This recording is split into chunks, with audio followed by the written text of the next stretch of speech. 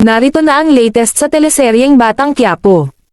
Tanggol, mawawalan na ba ng trabaho? Nagtaka ang lahat sa maagang pagbisita ni Pablo sa bar ni Boss B, kung saan dito nagtatrabaho sina Tanggol at Bubbles.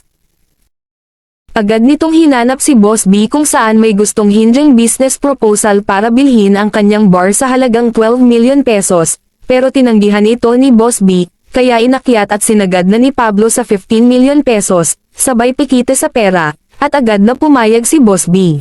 Nag-aalala ngayon ang mga nagtatrabaho dito baka sila ay tanggalin ni Pablo. Agad namang pinawi ni Pablo ang pangamba at sinabing hindi sila mawawalan ng trabaho, lalong-lalo na si Bubbles, dahil siya ang dahilan kung bakit bibilhin niya ang bar, maliban lang sa hambog na si Tanggol. Gagawing manager si Boss B at assistant manager naman ang alalay nito. Ayaw ni Bubbles na mawalan ng trabaho si Tanggol kaya nakisuyo ito kay Pablo na huwag tanggalin sa trabaho si Tanggol. Napaka-espesyal naman ni Tanggol sa'yo at ikaw pa ang nakisuyo upang hindi siya matanggal sa trabaho, sabi ni Pablo kay Bubbles. Abangan ang iba pang mangyayari sa teleseryeng Batang Quiapo. Papayagan bang manatili si Tanggol sa kanyang trabaho dahil sa pagsuyo ni Bubbles kay Pablo?